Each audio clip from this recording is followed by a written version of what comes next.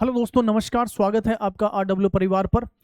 कोई भी आपकी करियर से रिलेटेड अपडेट आती है, सबसे पहले हम आपको आरडब्ल्यू टेक प्लेटफॉर्म पर उसकी जो है वो जानकारी देते हैं। और इसी क्रम में इंटेलिजेंस ब्यूरो में जूनियर इंटेलिजेंस ऑफिसर की वैकेंसी आई है। बहुत अच्छी खासी नंबर ऑफ द वैकेंसी है। अगर हम बात करें तो देखो, junior intelligence officer grade second tech examination 2025 के लिए ये जो है वो वैकेंसी आउट हुई है। और अगर हम बात कर ले टोटल नंबर ऑफ वैकेंसी जो है वो कितनी है, तो यहां पर total number of the vacancy जो आपके पास है वो है 394, यानी लगभग 400 वैकेंसी आपके पास है। 394 नंबर ऑफ वैकेंसी हैं यहां पर, जिसमें जनरल की 157, ईडब्ल्यूएस की 32, ओबीसी 117, एससी 60 और एसटी 28 वैकेंसी, यानी टोटल 394 वैकेंसीज हैं।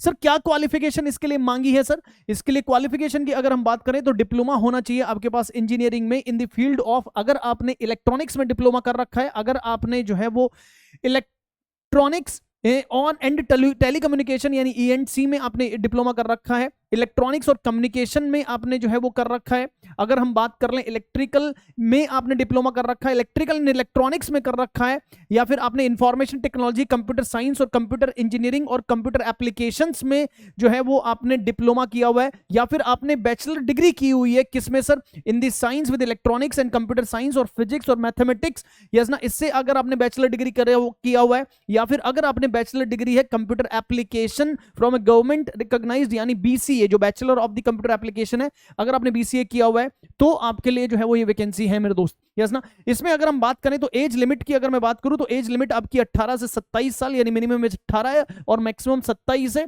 और ओबीसी के लिए वही 3 साल, और अगर एससी एसटी कैंडिडेट्स हैं उनके लिए 5 साल का एज रिलैक्सेशन है। ठीक है दोस्त, यहां अगर हम बात कर लें तो सर इसमें जो ये वैकेंसी आई है सर, इसके फॉर्म जो है वो कब से फॉर्म स्टार्ट होंगे और क्या जो है वो पेपर पैटर्न होगा?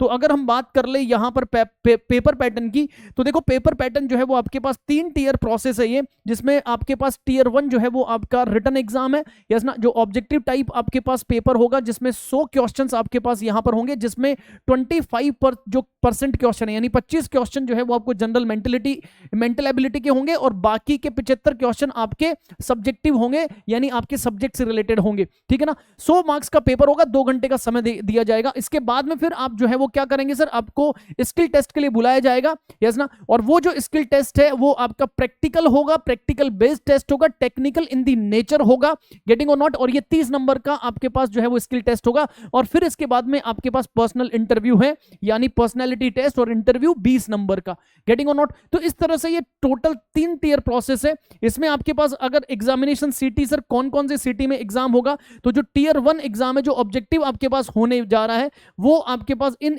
सिटीज में जो है वो इन्होंने दे रखा है। इन सिटीज में आपके पास तो नंबर ऑफ सिटीज है सर, इंडिया में पूरी जगह जो है वो इनका सेंटर दे रखा है। तो ऐसा नहीं है कि आपके पास कोई बहुत ही लिमिटेड जो है वो यहां पर ऑप्शंस दे रखे हैं, जो है वो एग्जाम सिटी के बहुत सारे क्वेश्चन जो है ऑप्शंस है आपके पास। ठीक है मेरे दोस्त, अगर हम बात कर ले सर यहां पर आगे, यस ना, कि सिलेक्शन ऑफ द कैंडिडेट जो है वो किस तरह से जो है वो यहां पर होगा सर। तो सिलेक्शन ऑफ द कैंडिडेट इन्होंने बोला कि candidate has to appear in the tier 1 exam at one of the centres, जो भी आपका अलॉटेड सेंटर है वहां पर आपको पहुंचना होगा और एग्जाम देना होगा, यस ना।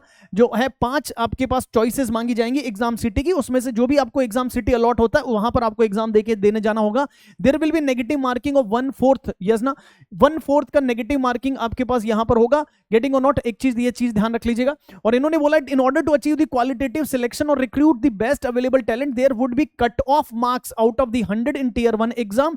मिनिमम जो कट ऑफ मार्क्स हैं वो इन्होंने बोला है कि जनरल के 35, ओबीसी का 34, एससी एसटी का 33 एंड ईडब्ल्यूएस 35, गेटिंग और नॉट, ये आपके पास देयर, गेटिंग और नॉट, ये जो है वो इन्होंने बोला है। ठीक है ना, ये आपके पास मिनिमम कट ऑफ मार्क्स है। बाकी जो है इन्होंने बोला कि on the performance and normalisation of the marks in tier 1 exam, candidate would be shortlist for the skill test and personal interview at the, और 5 times the number of the vacancies जो है ये बुलाएंगे स्किल टेस्ट के लिए। ठीक है ना, subject to the candidate scoring the minimum cut off, getting ना, मिनिमम कट ऑफ जो है वो जो पार करेगा उसको, हालांकि ये कट ऑफ जो है वो ऊपर भी जा सकता है, क्योंकि ये आपके उस पर डिपेंड करेगा कि बच्चे ने कितने जो है वो मार्क्स जो है वो ऑब्टेन कर रहा है सर। ठीक है ना, however the cut off of the tier 1 exam in different categories में go higher depending upon the marks obtained by the candidates and number of the vacancies, getting और नॉट, और यहां पर आपको 5 गुना जो है वो बुलाया जाएगा।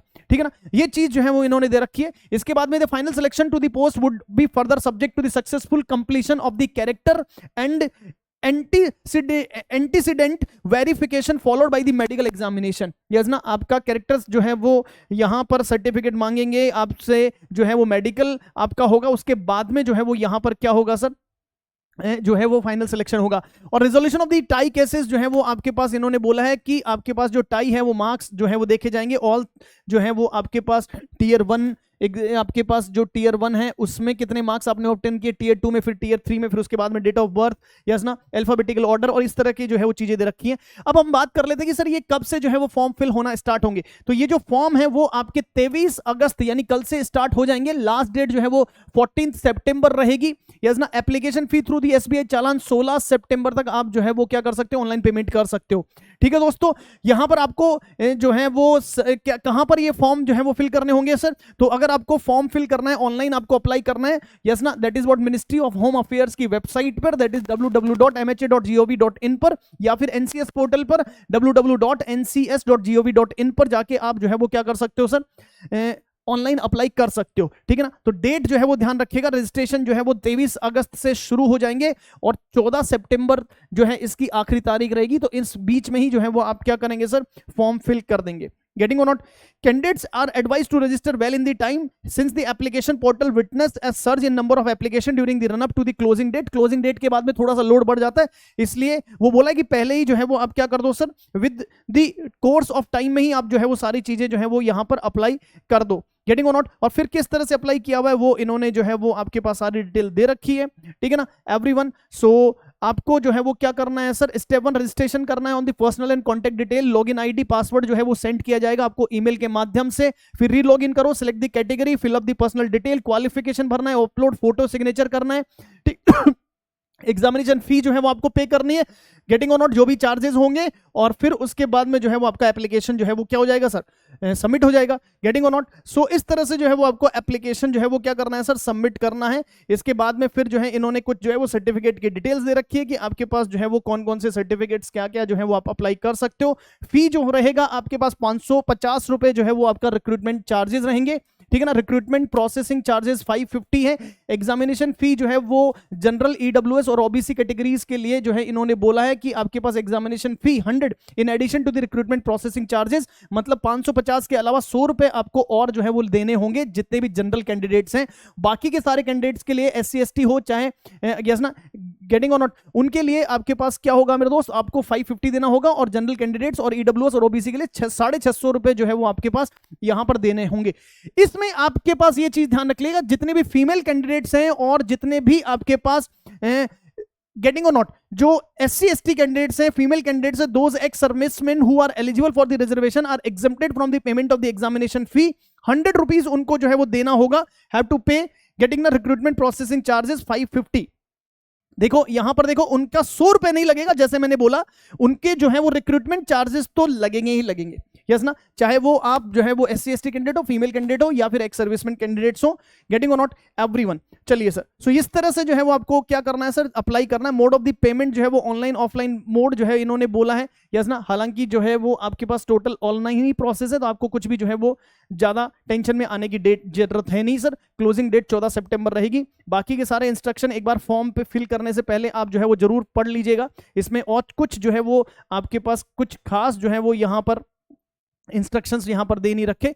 गेटिंग और not. So this is all about what क्या सर, दिस प्रोसेस। गेटिंग ना, यहां पर अब आपको कुछ जो है वो सर्टिफिकेट्स के फॉर्मूला जो है वो फॉर्मेट दे रखे हैं, यस ना। वो आप जो है वो अगर आपके पास नहीं है तो वो फॉर्मेट आप यहां से लेके जो है वो आप सारी अपना एप्लीकेशन जो है वो कंप्लीटली फिल कर सकते हैं। ठीक है दोस्तों। सो ये एक जो है वो करियर अपडेट थी। अगर आपका भी जो है वो क्या है सर, खुफिया एजेंसी ऑफ द इंडिया में काम करने का जो है वो एक सपना है, तो आपके पास एक मौका है जूनियर इंटेलिजेंस ऑफिसर बनने का। गेटिंग और नॉट। तो एक बहुत अच्छा जो है वो ये अपॉर्चुनिटी है। अगर आप इसके क्राइटेरिया में फिट बैठते हैं तो कल से फॉर्म फिल होना जो है वो इसके पास क्या हो रहा है, इसके शुरू हो चुके हैं। तो do not wait for the last date, पहले ही जो है वो टाइम के साथ ही जो है वो आप इसका फॉर्म फिल कर दीजिएगा। ठीक है दोस्तों। So this is all about this vacancy update. धन्यवाद, थैंक यू सो मच। बने रहिए RWA परिवार पर, तब तक के लिए मस्त रहिए, स्वस्थ रहिए, यस ना। गुड लक, नमस्कार, जय हिंद।